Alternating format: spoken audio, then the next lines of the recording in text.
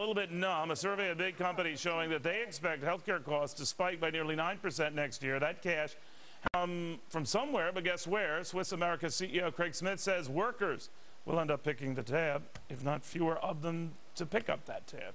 Wow, that's a big hit for these guys, isn't it?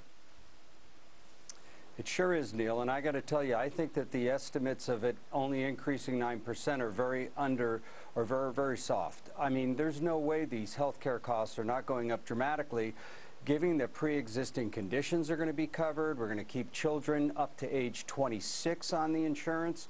I mean, this is a heck of a way to treat job creators, Neil, in the midst of a recession. I just can't, for the life of me, understand what's going through this administration's head. Well, talk about the fact that the president was sort of targeting a lot of these CEOs sitting on all of this cash.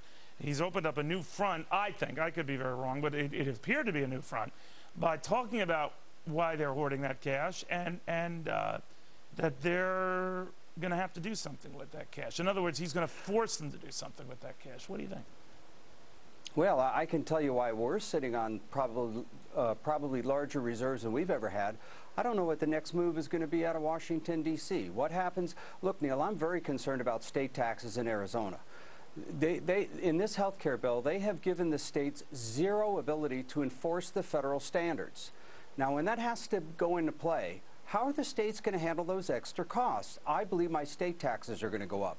So when I have health care taxes going up, possibly state taxes going up, and I don't know what the next move is coming out of this administration, I would be a foolish businessman not to have a reserve, because we've been in business for 30 years, Neil. I expect my children to take the business and run it for another 30 years, and I can't allow somebody who's bumbling economic decisions in Washington, D.C. to wipe out 30 years of hard work. I just won't do it.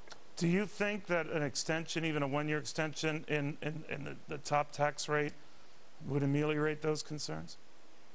I really do, Neil. And let me tell you, not just because of the extension of the Bush tax cuts, it would give us some certainty.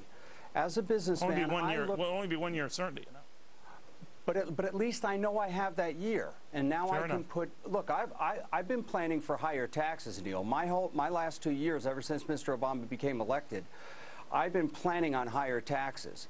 But a lot of people didn't do that, and now it's crunch time, and now they're feeling the pain. I know a lot of businessmen that are very, very concerned what the first 2 quarters of 2011 are going to look like. And, Neil, we can't afford it right now. We're in a recession. We need jobs. We need the government to get out of the way and support our efforts, not work against us. Craig, you always tell it like it is. Thank you, my friend. Very good seeing you again. Craig Smith, the Swiss America CEO.